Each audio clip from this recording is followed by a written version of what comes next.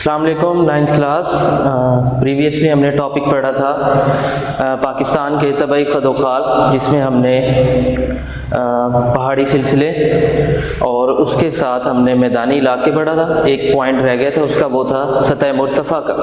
तो उसका 2 पॉइंट रहते हैं, वो आज हम देखेंगे।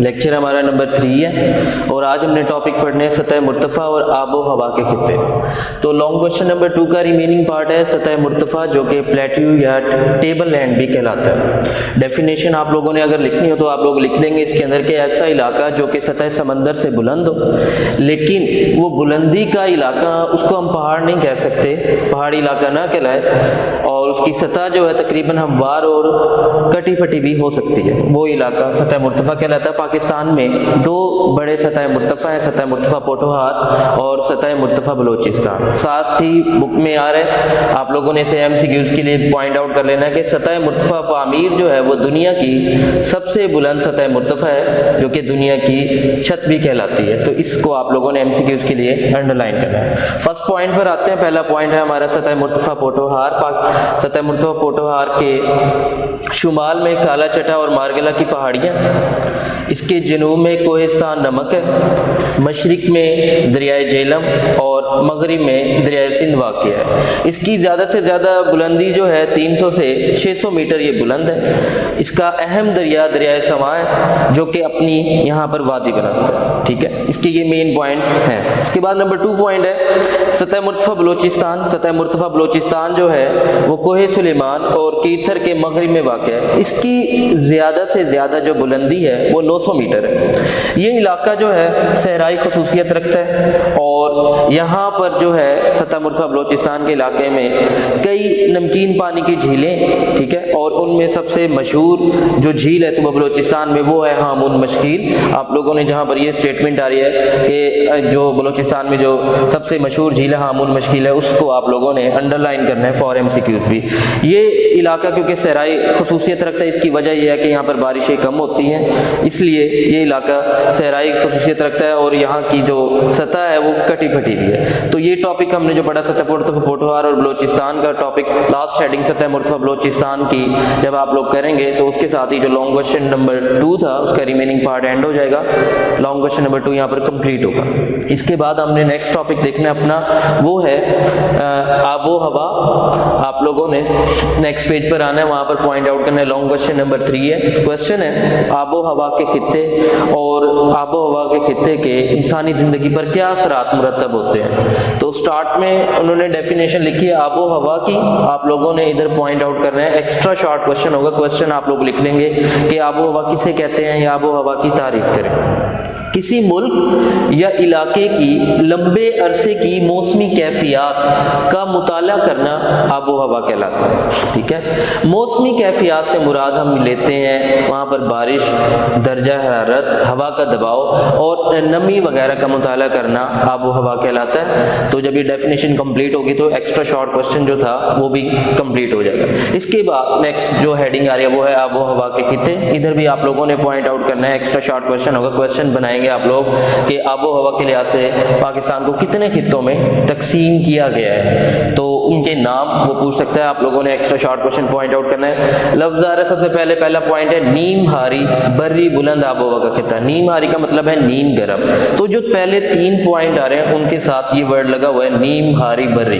तो नीम हारी बर्री बुलंद आबो हवा का खित्ता, नीम हारी बर्री सतह मुर्तफ़ा आबो हवा का खित्ता और नीम हारी बर्री मैदानी आबो हवा का खित्ता। नंबर 4 जो पॉइंट आ रहा है उसके साथ लफ्ज नीम का नहीं लगा हुआ, सिर्फ हारी का लफ्ज है, हारी साहिली आबो हवा का खित्ता। तो ये 4 पॉइंट्स जब करेंगे हम तो एक्स्ट्रा शॉर्ट क्वेश्चन जो है आबो हवा के खित्तों के नाम बताएं वो यहाँ पर कंप्लीट हो जाएगा। नेक्स्ट पे हम देखेंगे फर्स्ट पॉइंट आ रहा है नीम हारी बर्री बुलंद आबो हवा का खित्ता। बर्री कहते हैं खुश्क को, बुलंद ऊंचा।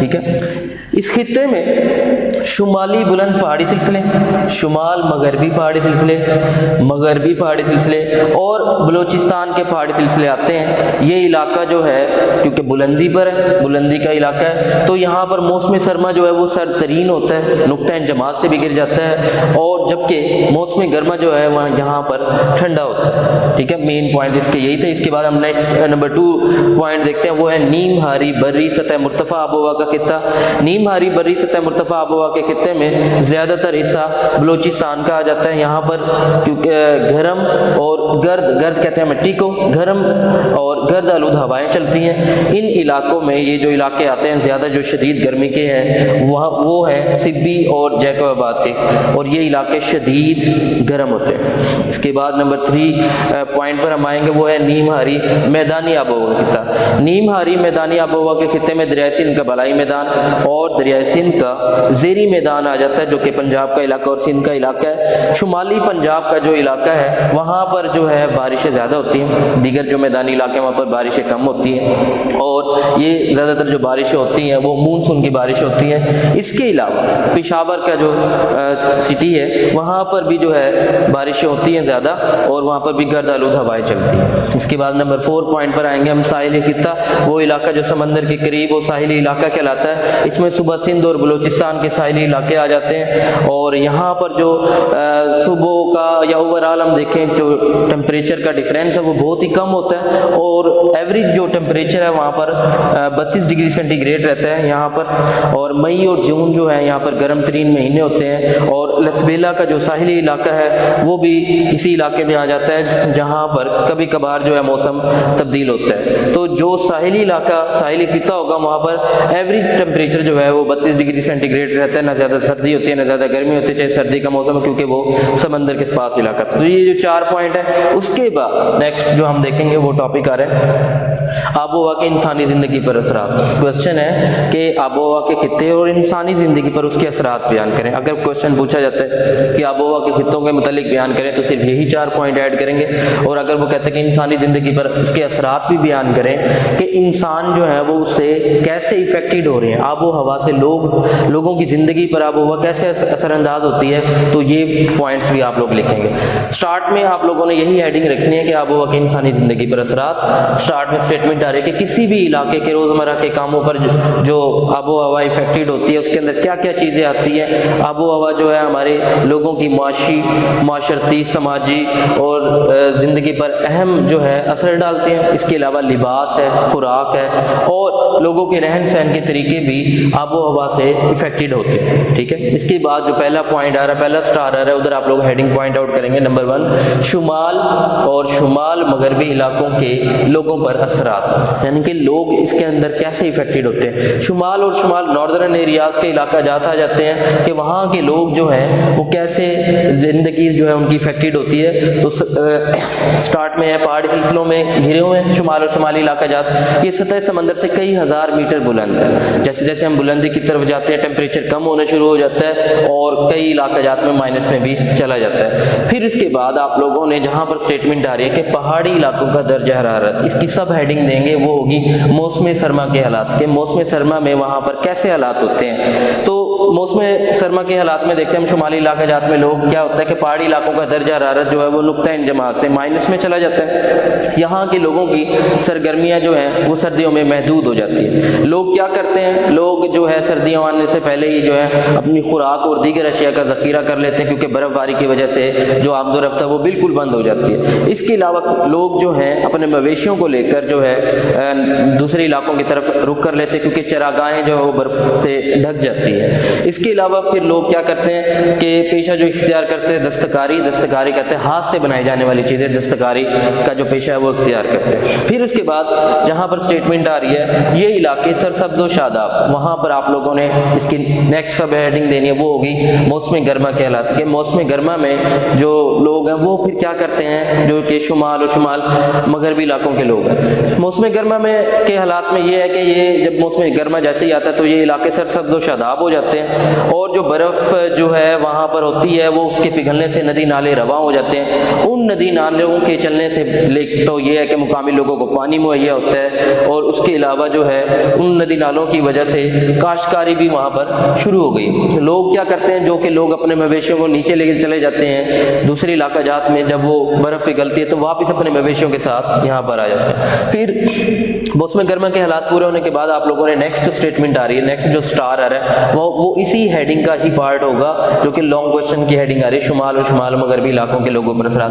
آپ لوگوں نے پیسج دیکھ کر وہی اسٹیٹمنٹ سٹارٹ کر دینی ہے کہ یہ علاقہ جات جو ہیں وہاں یہ معدنیات کے ذخائر سے مالا مال ہے، یہاں کے لوگ جو ہیں محنتی اور جفاکش ہیں، یعنی کہ ان کی برداشت بہت زیادہ ہے اور وہ جو ہے حالات کا مقابلہ کرتے ہیں۔ تو شمال اور شمال مغربی علاقوں کے لوگوں پر جو اثرات ہے ایک یہاں پر پارٹ کمپلیٹ ہو جائے گا۔ اس کے بعد نیکسٹ سٹار آ رہا ہے وہاں پر آپ لوگوں نے سیکنڈ ہیڈنگ دینی ہے، میدانی علاقوں کے لوگوں پر اثرات۔ میدانی علاقوں کے لوگوں پر اثرات جو ہے آب و ہوا کیسے افیکٹڈ ہوتی ہے؟ میدانی علاقوں کے لوگوں پر جو آب و ہوا کے اثرات ہیں وہ یہ ہے کہ آب و ہوا وہاں پر ایک تو ہوتی ہے شدت، ہمارے جو میدانی علاقہ جاتا ہے وہاں پر آب و ہوا میں شدت پائی جاتی ہے، مطلب کہنے کا مقصد یہ ہے کہ موسم گرما جو ہے وہ شدید گرم ہوتا ہے، موسم سرما جو ہے وہ شدید سرد ہوتا ہے۔ تو اس آب و ہوا کی وجہ سے یہاں پر یہ جو علاقہ ہے وہ فصلوں، سبزیوں اور پھلوں کی پیداوار کے لحاظ سے مشہور ہے، کیونکہ یہ ان کے لیے موضوع ہے، یعنی آب و ہوا گرم ہے تو فصلیں پکتی ہیں موسم گرما کی، موسم سرما کی۔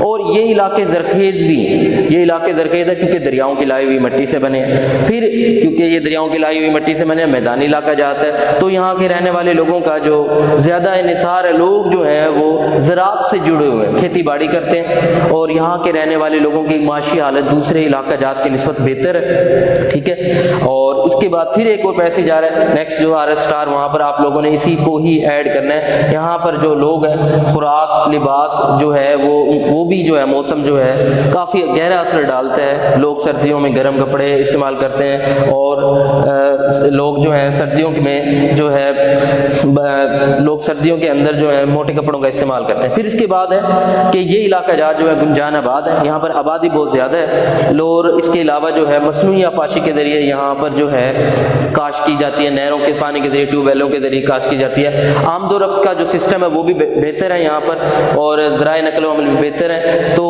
اس کے دو پوائنٹ ہو جائیں گے، ایک تو یہ ہو گیا کہ شمال اور شمال مغربی علاقوں کے لوگوں پر اثرات اور میدانی علاقوں کے لوگوں پر اثرات، یہ دو پوائنٹ کمپلیٹ ہوں گے۔ اس کے بعد تیسرا پوائنٹ آئے گا صحرائی علاقوں کے لوگوں پر اثرات، اور چوتھا پوائنٹ آئے گا وہ ہوگا سطح مرتفع بلوچستان کے لوگوں پر اثرات۔ وہ دو پوائنٹ جو ہیں وہ انشاءاللہ ہم نیکسٹ میں پڑھیں گے۔ آپ لوگوں نے ان پوائنٹس کو ہائی لائٹس کر لینا ہے، جو ہیڈنگز بن رہی ہیں ان کو کرنا ہے، اور ان پوائنٹس کو آپ نے ایک دفعہ ریوائز بھی کرنا ہے اور یاد بھی کرنا ہے۔ انشاءاللہ نیکسٹ جو ہے ہم اس کے دو ریمیننگ پارٹ پڑھیں گے، اور آگے ٹاپک آئے گا گلیشیئر کا، وہ بھی پڑھیں گے۔ اور اللہ حافظ۔